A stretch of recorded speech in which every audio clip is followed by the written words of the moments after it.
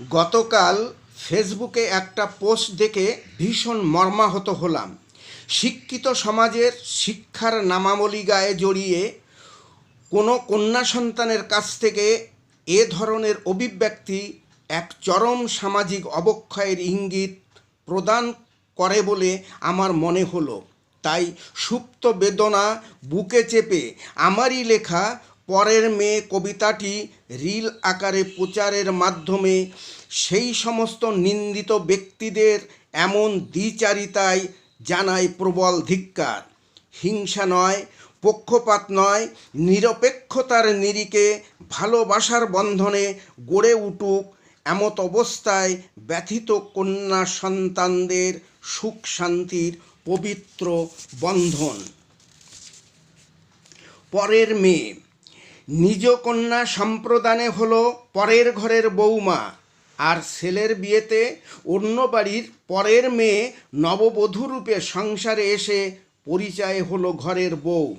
তবুও সহজ হিসাবের মাঝে একই বিভেদ। পাশের প্রতিবেশীদের প্রায় রোজই শুনতে পেয়ে ক্রমাগত বিবেক হয় ক্ষতবিক্ষত।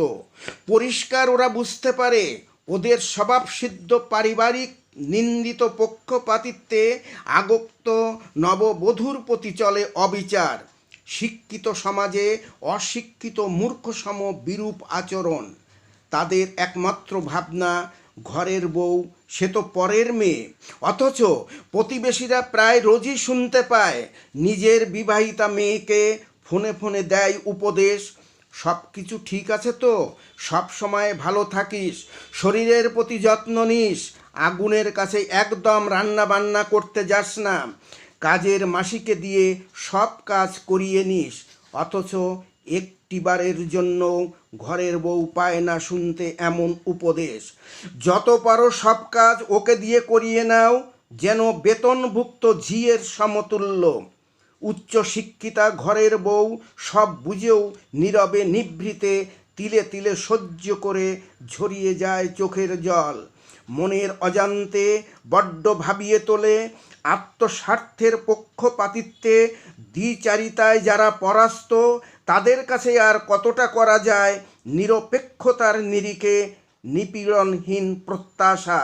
বারবার শুধু বড্ড ভাবায় পিতৃমাতৃ স্নেহই পরম স্নেহ।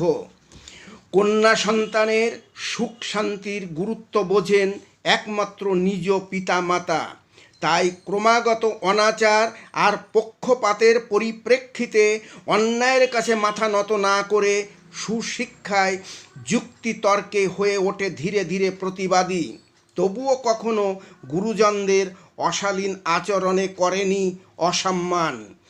বাড়িতে কেউ কখনো করে না তার কোনো গুণের মূল্যায়ন, যত দোষ সবই বলে তার। যোগ্যতার মূল্য থেকেও শুধু অবমূল্যায়ন। কারণ ওই পরিবারের সকলের কুশিক্ষার অন্তরালে তার পরিচয় ও যে পরের মেয়ে।